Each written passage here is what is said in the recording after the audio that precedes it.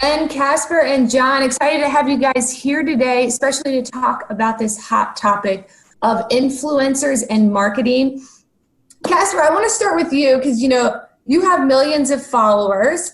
How has COVID impacted you? Have you seen an uptick in engagement or an uptick in competition?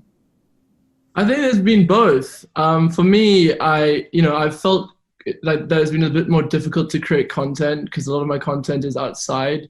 But we've come up with ways to adapt, and there's groups of creators during COVID who have really accelerated, kind of like the ones doing athletic content, or people talking about what to cook and so on.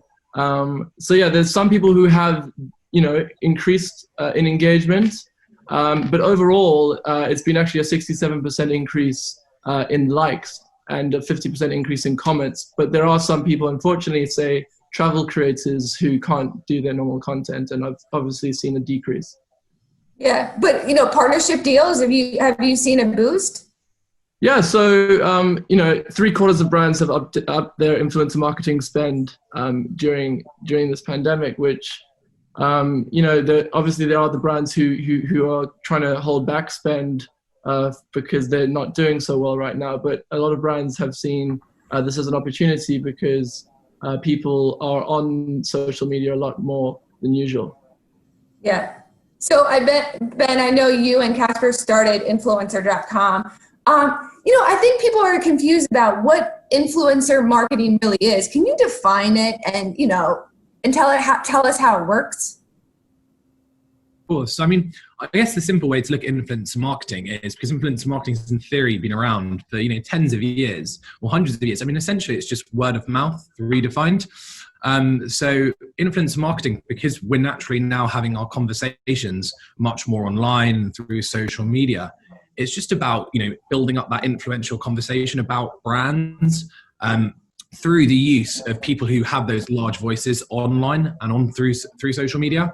So a natural campaign would be an advertiser connecting with these people with their large voices on social media and get them to talk in a positive manner, or in an honest and authentic manner, should I say, about their brand. And we've done some really exciting campaigns, and it was interesting the point you mentioned to Caspar about how engagement's been and how brand deals have been over COVID.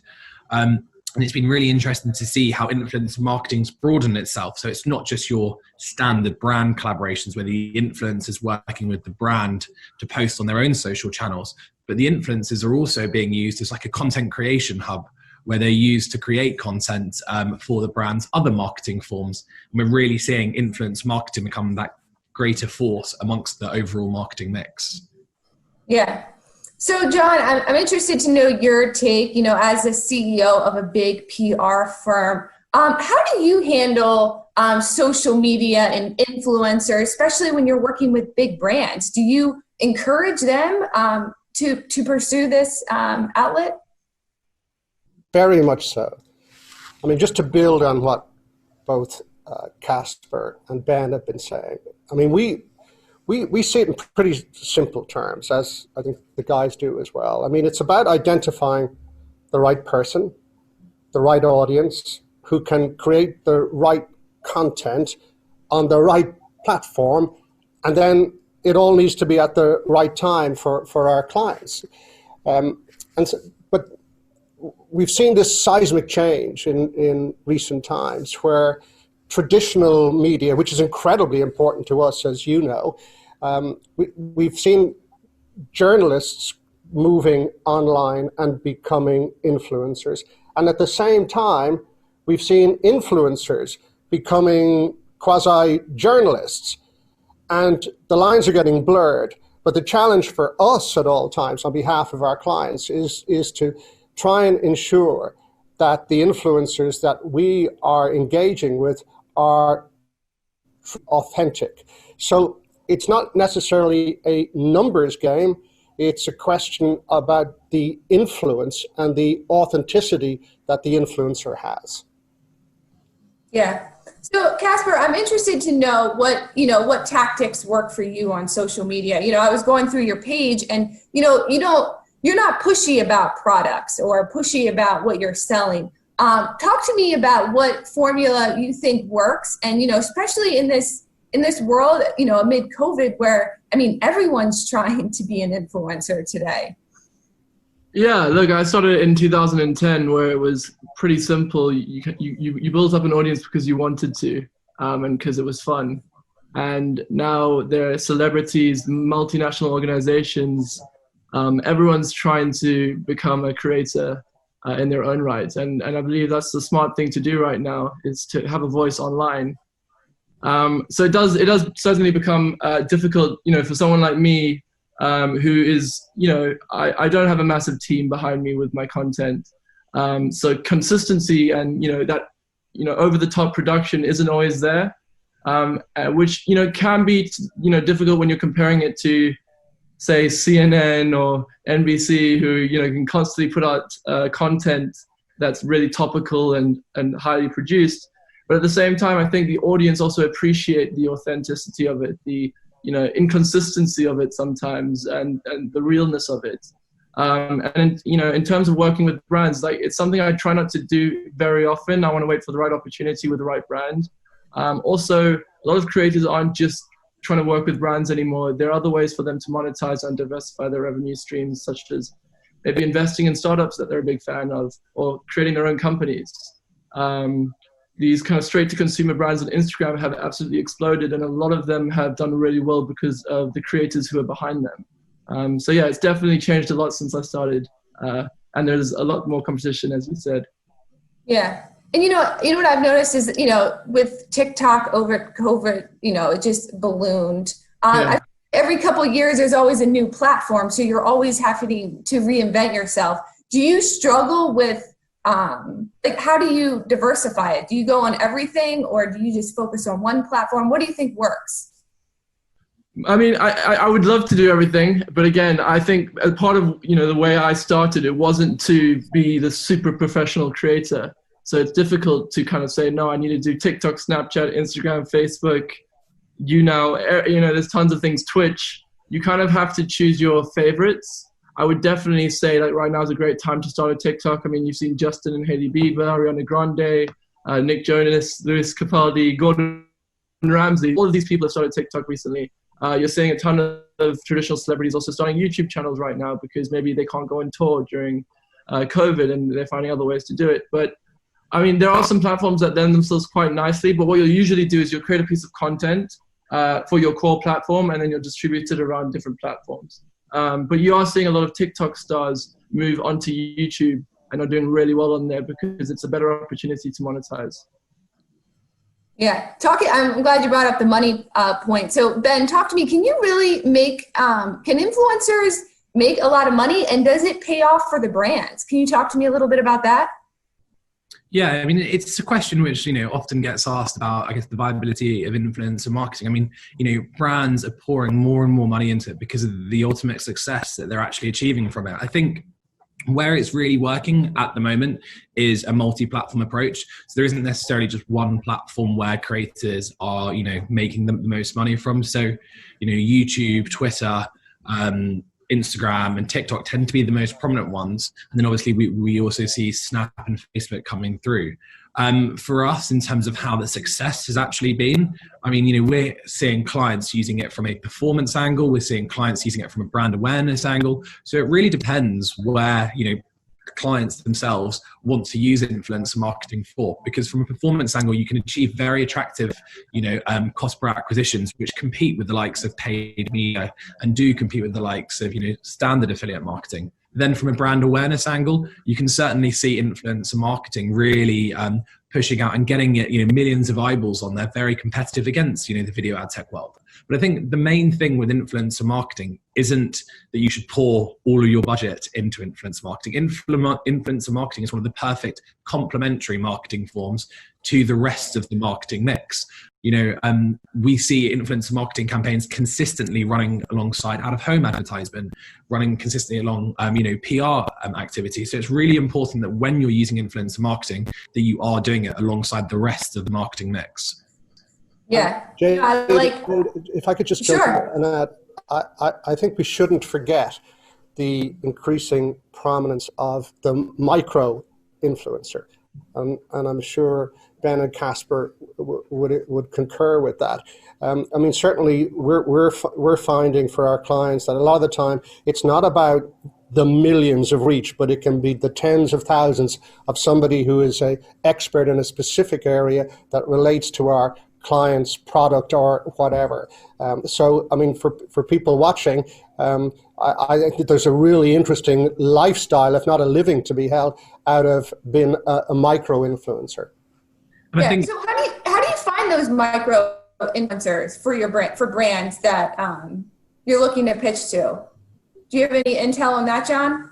Well, all the time. I mean, between Fleishman-Hillard and our holding company, Omnicom, we have proprietary tools that we use all the time to ensure that we are filtering and that we're getting to the right audience. And we can do that now in a way that was just absolutely impossible in the past. So using analytics, using intelligence, which the PR world hasn't really used heretofore, but we are piling in on that now, and we're able to really focus on very minute audiences.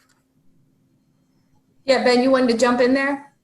Yeah, just to sort of add to that, I think, micro-influencers, where the power really lies, is going back to what I was saying about how it's word of mouth redefined.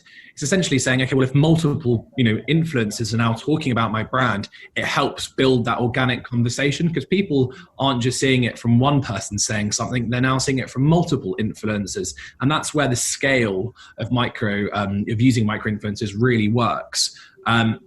In terms of, I guess, the tools that, John was mentioning, that's really where the data and the power of technology comes within influencer marketing, because you need to understand that when you're working with these micro-influencers, what the data is behind them, where are their demographics from, what are the interests in there. So we've recently done a deal with IBM Watson to really help empower our analytics behind, what our creators' interests are. Do they match with the brand personality, to really help empower that matchmaking process between the creators and the brands. Yeah.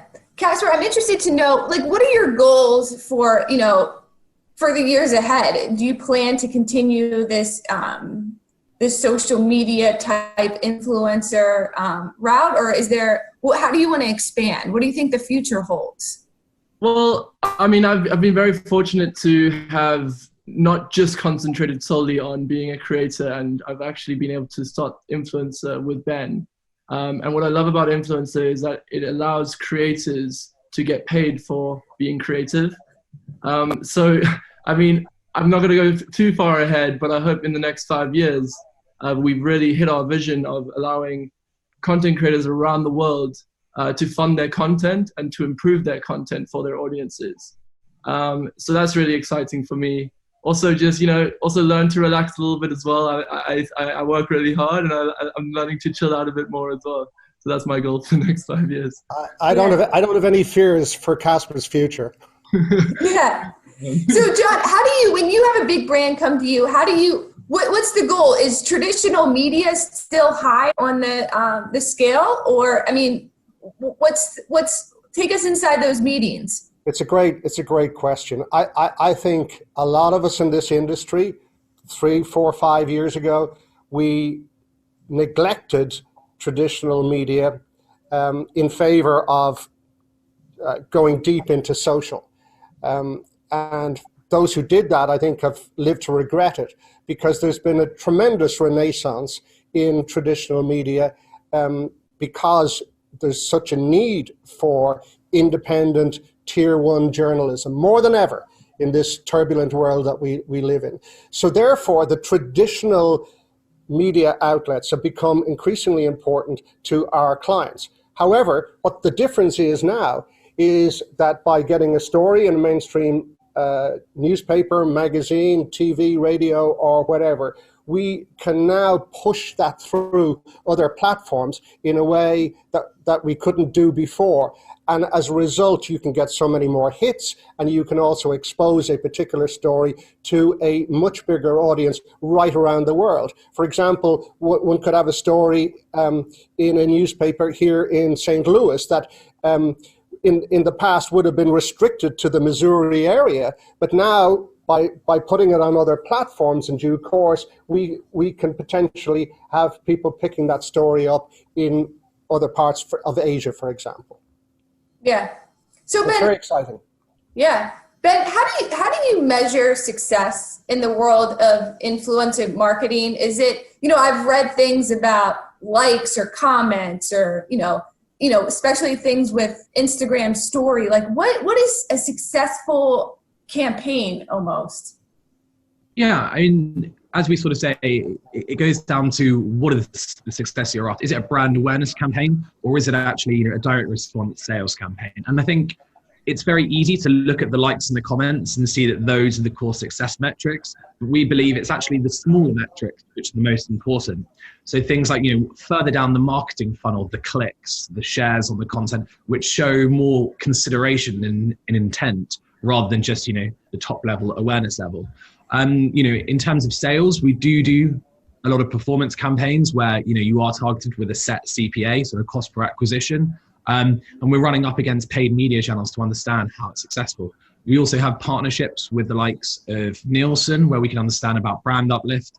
And also, again, as I mentioned, partnerships with IBM Watson, where we can understand how people have actually understood the campaign and understand the comments that are actually there from a positive, negative, and going deeper into how successful they've been. Yeah. So I have 1 minute left, so I just quickly want to run through everyone. John, do you think this world of influence and marketing is here to stay? Give us a little tidbit of what you think the future holds. No, I absolutely, it's here to stay, and the world is evolving so rapidly. For those who are stuck in a world of traditional media only, that's over. This is the present, this is the future. But I also am a great believer in that there is a very big market and a very big need for traditional media. I'm a former journalist myself, and I believe in the integrity of journalism. I think it's incredibly important for all kinds of reasons, not just for business, but for democracy itself. But I see an increasing role for influencers. The trick, if you like, at all times is trying to work with and find the ones who are authentic, great people like Caspar and Ben to work with, and people who are ethical about what they do as against those who are trying to make a quick buck. Well, there you have it. John, Ben, Caspar, thank you so much. I know I need to up my social media game. Thanks for your time, and back to you guys in Lisbon.